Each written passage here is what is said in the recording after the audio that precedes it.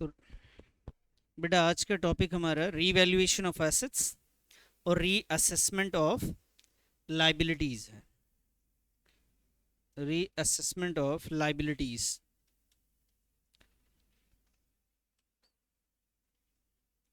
करिए जी, जितने भी एसेट्स और लाइबिलिटी होते हैं, जब भी कोई पार्टनर एडमिशन लेता है, या आप यूँ कह लीजिए कि जब भी प्रॉफिट शेयरिंग रेशियो में चेंज आता है, उस वक्त हमारा फ़र्ज़ बनता है कि हमारे पास जितने भी एसेट्स हैं उसको रीवैल्यूड करें और जितनी लाइबिलिटीज़ है उसको रीअसेस करें। मतलब हम जब भी रेशियो चेंज करना है, रीज़न चाहे वो एडमिशन हो, रिटायरमेंट हो या change in profit sharing ratio, आपको अपने एसेट्स और लाइबिलिटीज़ को रीवैल्यूड करना चाहिए। और रीवैल्यूड करने के बाद जो अकाउंटिंग होती है उसको रिकॉर्ड करना चाहिए। देखिए, यहाँ पे हमारा काम रीवैल्यूड करना नहीं है, मैनेजमेंट डिसाइड करके बता देता है कि हमने ये एसेट्स की वैल्यू इतनी बढ़ा दी है, लाइबिलिटीज़ की वैल्यू इतनी बढ़ा दी है, ये लाइबिलिटी की वैल्यू कम हो गई है। ये वो खुद बताते हैं कि इनमें से किस एसेट्स की वैल्यू बढ़ गई है और किस एसेट्स की घट गई। ये मैनेजमेंट का काम है, अकाउंटेंट का काम नहीं है। ना ही इस लाइबिलिटी के बारे में कि लाइबिलिटी कौन सी इंक्रीज हुई कौन सी डिक्रीज, ये अकाउंटेंट का काम नहीं। अकाउंटेंट का काम है, अगर मैनेजमेंट ये कहता है कि एक एसेट से जिसकी वैल्यू बढ़ गई तो उसकी अकाउंटिंग हमें करके दिखानी है कि अकाउंटिंग में कि एसेट्स की वैल्यू अगर बढ़ जाए तो हमें क्या करना चाहिए, लाइबिलिटीज़ अगर बढ़ जाती है तो हमें क्या करना चाहिए। तो अकाउंटेंट क्या करता है, जब भी एसेट्स और लाइबिलिटीज़ की वैल्यू बढ़ गई है या घट गई हो और वो अकाउंटेंट को ये परमिशन मिला है कि आप अपने एसेट्स और लाइबिलिटीज़ को नई वैल्यू पे लिख दीजिए, नई वैल्यू पे, जो पुरानी वैल्यू थी उसे हटा दीजिए, जो भी वैल्यू में चेंज आया, अगर इंक्रीज हुआ तो इंक्रीज करके लिखिए, डिक्रीज हुआ है तो डिक्रीज कर दीजिए। तो उसके लिए हम लोग अकाउंटिंग करते हैं और उसके लिखने के लिए हम लोग एक अकाउंट बनाते हैं, उसे हम लोग कहते हैं रीवैल्यूएशन अकाउंट। क्या बनाते हैं? Revaluation account. इस रीवैल्यूएशन अकाउंट में हम बात करते हैं कि एसेट्स के बढ़ जाने की वजह से या एसेट्स के घट जाने की वजह से कितने का फायदा हुआ और कितने का नुकसान हुआ, या लाइबिलिटी से बढ़ जाने की वजह से और लाइबिलिटी के घट जाने की वजह से कितने का फायदा और नुकसान हो रहा है, उस अकाउंट के अंदर लिखते हैं। इसलिए उस अकाउंट का दूसरा नाम आप ये भी कह सकते हैं, profit and loss adjustment account भी कहलाता है। रीवैल्यूएशन का दूसरा नाम क्या होता है? Profit and loss adjustment account.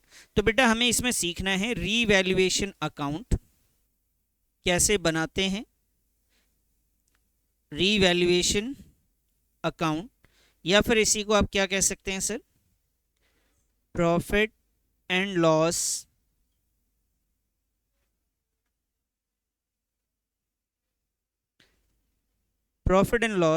Adjustment account.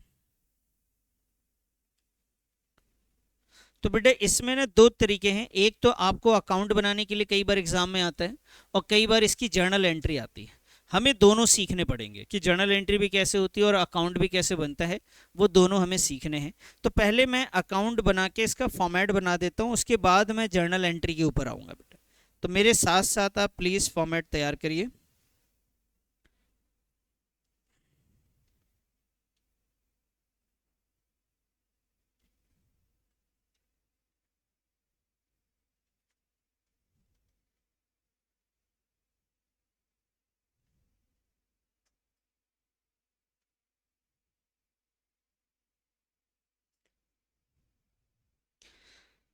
Revaluation और profit and loss adjustment account के डेबिट, ये डेबिट साइड है बेटा, क्रेडिट साइड। यहाँ आपने लिखना है पर्टिकुलर,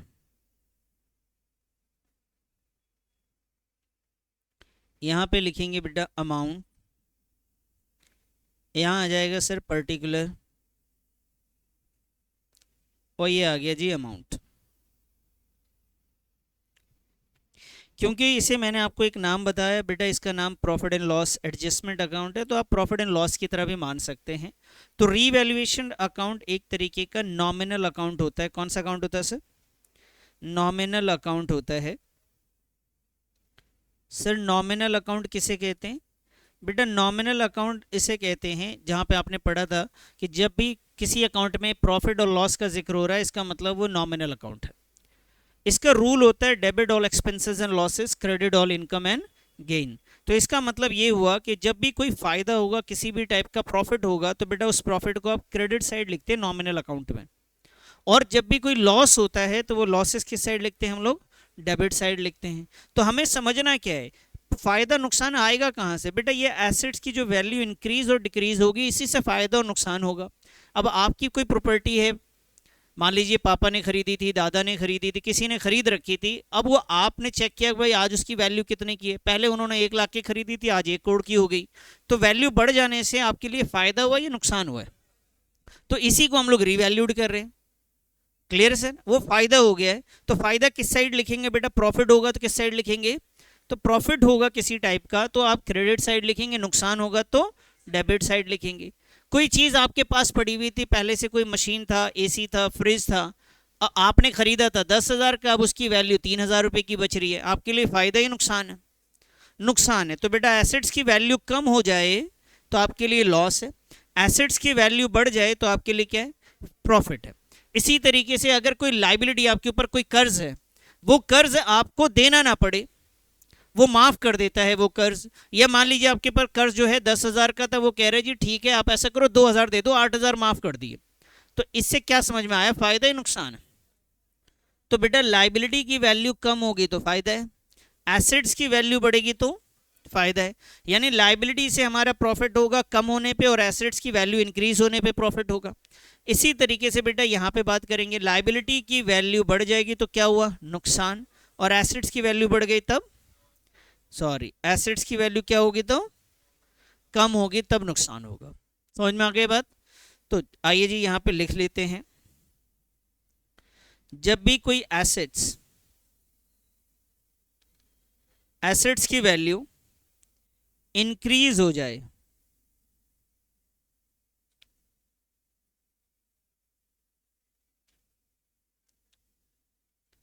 इंक्रीजेस, तो आप एसेट्स को क्रेडिट करोगे। और ध्यान रखना ये एसेट जो है इंडिविजुअली क्रेडिट होगा। इंडिविजुअली मतलब प्लांट की वैल्यू बढ़ गई तो प्लांट लिखेंगे, मशीनरी की बढ़ गई तो मशीनरी लिखेंगे, आप एसेट्स नहीं लिखेंगे वहां पे। प्लांट की वैल्यू बढ़ गई तो प्लांट लिखेंगे, ठीक है जी। तो एसेट्स की वैल्यू बढ़ेगी तो आप क्रेडिट साइड लिख देंगे सर।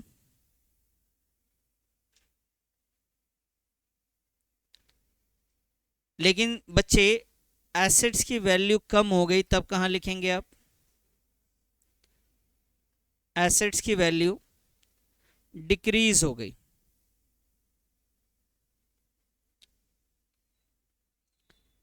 एसेट्स की वैल्यू डिक्रीज हो गई, तो ध्यान रखना इसको भी इंडिविजुअली लिखना है।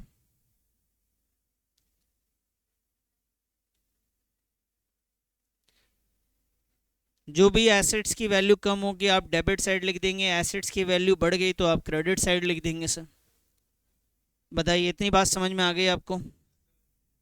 और क्या बताया मैंने आपको बेटा? बताइए लाइबिलिटी की वैल्यू इंक्रीज होगी तो किस साइड लिखेंगे? लाइबिलिटी की वैल्यू इंक्रीज, डेबिट साइड लिखिए। टू लाइबिलिटी, लाइबिलिटी की वैल्यू इंक्रीज हो जाए तब,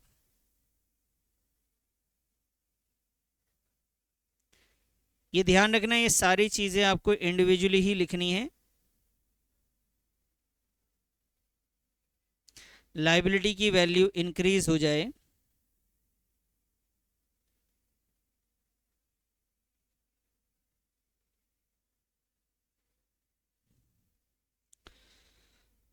और आप बताइए लाइबिलिटी की वैल्यू डिक्रीज होगा तो क्या होगा बेटा? क्रेडिट।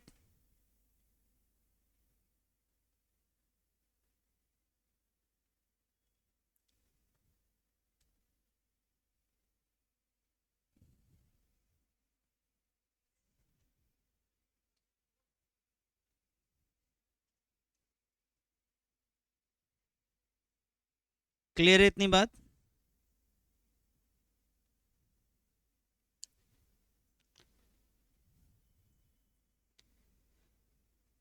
अगर मान लीजिए आपने अपने एसेट्स और लाइबिलिटी को रीवैल्यूड करने के लिए बैठे, चेक करने बैठे कि मेरे पास कौन कौन सी प्रॉपर्टी है और आज उसकी क्या क्या वैल्यू है, आपके ऊपर कौन कौन सी लाइबिलिटी है, और अचानक से कोई ऐसी प्रॉपर्टी का कागज़ हाथ में आ जाए जो पहले आपके हिसाब में था ही नहीं, पहले से वो आपके हिसाब किताब यानी पुरानी बैलेंस शीट में वो वैल्यू थी ही नहीं, कोई बिल्डिंग, कोई लैंड, कुछ भी ऐसा कोई एसेट जिसकी कोई वैल्यू हो, वो पहले से नहीं था। अब आपको मालूम चल गया ये तो मेरा एसेट्स है, तो अब आपके लिए फ़ायदा है नुकसान है? फ़ायदा है भाई, पहले उसकी वैल्यू क्या थी, आपके रिकॉर्ड में था ही नहीं, वो ज़ीरो है, अब वो आपके लिए एसेट्स है। तो ऐसे एसेट्स को जो पहले से बुक्स में नहीं रिकॉर्ड था, पहले से हिसाब किताब में था ही नहीं, और आपको बाद में मालूम चला, जैसे मैंने आपको एग्जांपल भी दिया था कि भाई घर की सफाई हो रही, अचानक से आपने देखा बेड के नीचे 10 रुपये मिल गए आपको, पहले से रिकॉर्ड में नहीं था, पहले से वो रिकॉर्ड में नहीं था। तो ये जो कैश आपको मिला है ये अनरिकॉर्डेड एसेट्स है, पहले से रिकॉर्ड में नहीं था। और ये अनरिकॉर्डेड एसेट्स आपके लिए फ़ायदा है नुकसान है? फ़ायदा है। तो कहाँ लिखेंगे बेटा? क्रेडिट में। आइए यहाँ लिखिए अनरिकॉर्डेड एसेट्स, अनरिकॉर्डेड एसेट्स ये पहले से बुक्स में नहीं था, ठीक है जी। Unrecorded assets. इसी तरीके से अगर कोई अनरिकॉर्डेड लाइबिलिटी आ जाए, अचानक से कोई बंदा आके बोले कि भाई भूल गया तुम्हारे पे मेरे पैसे भी निकल रहे हैं, और फिर याद आ जाए हाँ जी हाँ देने हैं देने हैं, दे दूंगा यार याद ही नहीं था मेरे को, ऐसी लाइबिलिटी को क्या बोलेंगे आप? अनरिकॉर्डेड लाइबिलिटी बोलेंगे। अनरिकॉर्डेड लाइबिलिटी ये आपके लिए क्या है बेटा? ये नुकसान है, तो डेबिट साइड चला जाएगा, अनरिकॉर्डेड एसेट्स क्रेडिट साइड जाएगा। अब ये जो एसेट्स और लाइबिलिटी को आप रिवैल्यूड कर रहे हैं, आप पता करते जा रहे हैं, अपने कर्जदारों से बात कर रहे हैं या उनसे मिल रहे हैं कि भाई साहब क्या कर्ज इतना था, कुछ माफ़ कर दो, उन्होंने कुछ माफ़ कर दिए तो आपकी लाइबिलिटी कम हो गई। इन सारे प्रोसेस में टाइम लगता है, एक दिन का काम नहीं है कि बैठे हो सुबह उठेंगे सारी प्रॉपर्टी उठाई चेक कर लिया। इसके लिए वैल्यूअर को भी रखना पड़ता है जो एसेट्स की प्रॉपर्टी को वैल्यू करते, चार्टेड इंजीनियर आते हैं, वो बताते हैं कि प्रॉपर्टी की आज की डेट में क्या वैल्यू होनी चाहिए। ये नहीं अपनी मर्जी से जो भी आ रहा है वो बोल दिया कि वैल्यू चेंज हो गई, ऐसा नहीं होता, उसमें वक्त लगता है। तो इन सब में कुछ खर्चे भी होते हैं बेटा। अगर ये कोई एक्सपेंस आप कर रहे हैं तो उस एक्सपेंस को आप किधर रिकॉर्ड करेंगे बताइए? डेबिट साइड, क्योंकि हमने इस अकाउंट को बनाया है इसीलिए कि नुकसान अगर किसी तरीके का होता है रिवैल्यूएशन की वजह से तो डेबिट साइड, और फायदा हो जाए तो क्रेडिट साइड। और मान लेते हैं कि वो जो एक्सपेंस है हमने अपने पॉकेट से पे नहीं किया, हमारे जो पार्टनर हैं उन्होंने पे कर दिया अपने पॉकेट से, तो भाई पार्टनर्स को तो देना पड़ेगा ना पैसा वो। तो अगर पार्टनर्स को देंगे तो हम यहाँ लिखते हैं बेटा रेम्यूनरेशन, पार्टनर्स को देंगे तो बेटा पार्टनर्स के कैपिटल में हमें ऐड करना होगा। क्लियर है सर? ये क्या है? रेम्यूनरेशन दे रहे हैं, लिखिए रेम्यूनरेशन। अगर पार्टनर्स ने ये जिम्मेदारी उठाई, पार्टनर भाग दौड़ कर रहा है, सारी चीज़ों का इंतज़ाम वो कर रहा है, सारी एसेट्स लायबिलिटी को वो देख रहा है, तो पार्टनर्स को हमने ये जिम्मेदारी दी तो उसको हम रेम्यूनरेशन पे करेंगे। तो हम कैपिटल के थ्रू देते हैं, पार्टनर्स को जो भी चीज़ें देनी है बेटा कैपिटल में ऐड करते। आप देखो पिछले टॉपिक पे आप प्रीमियम बांट रहे थे पार्टनर्स को, तो उसके कैपिटल में ऐड कर दिया था। तो पार्टनर्स को प्रॉफिट देना है कैपिटल में ऐड कर दो, पार्टनर से लॉस के बदले पैसे लेने कैपिटल माइनस कर दो। तो हर चीज़ का इफेक्ट किस पे जाता है? पार्टनर्स के कैपिटल में जाता है। लेकिन मान लीजिए वो पैसे ना हमने खुद अपने पॉकेट से खर्च किए, मतलब कंपनी ने अपने पास से पैसे दिए हैं, तो कंपनी कैश या फिर बैंक करके एक्सपेंसेस को लिखेगा, कैश या फिर बैंक करके लिखेगा बेटा, कैश या फिर बैंक करके लिखेगा।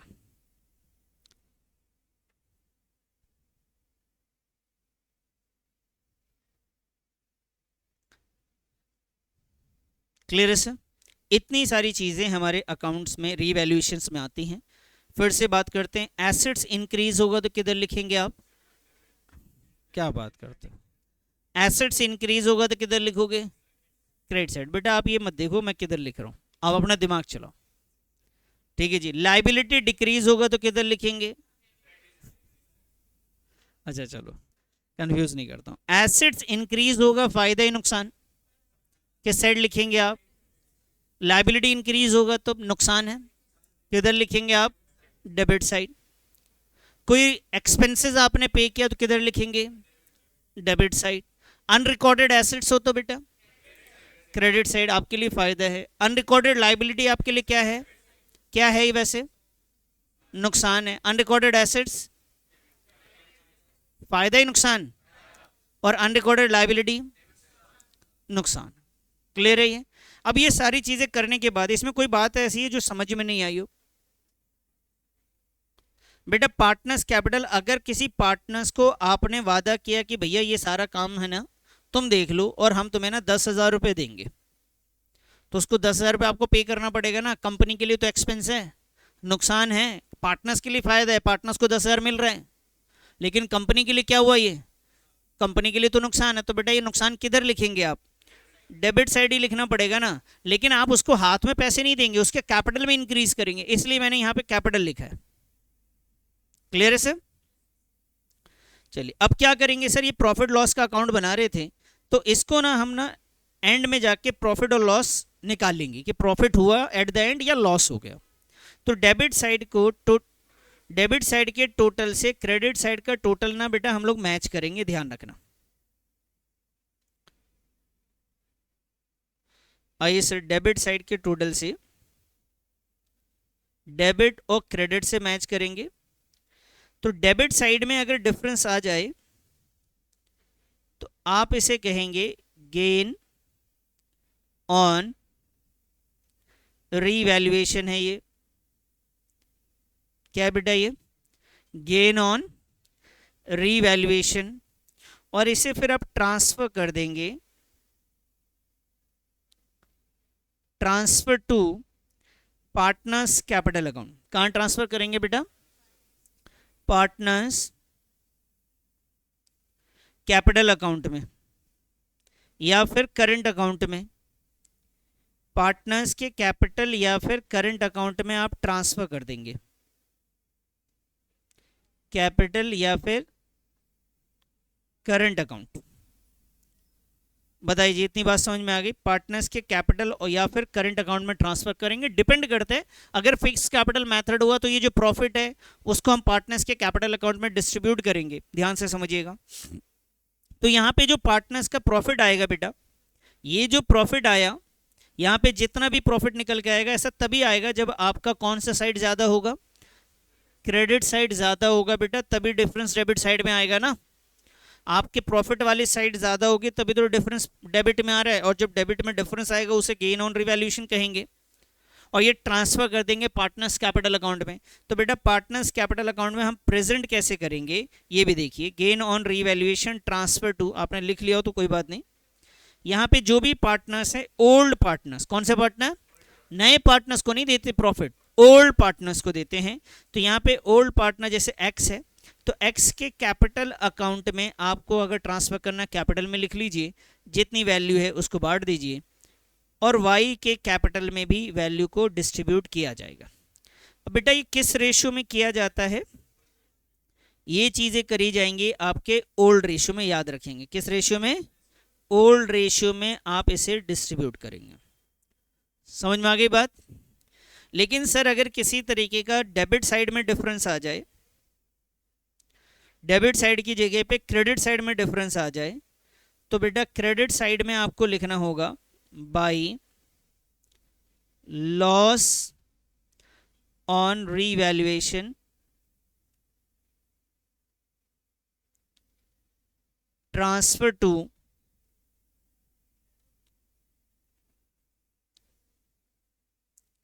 X capital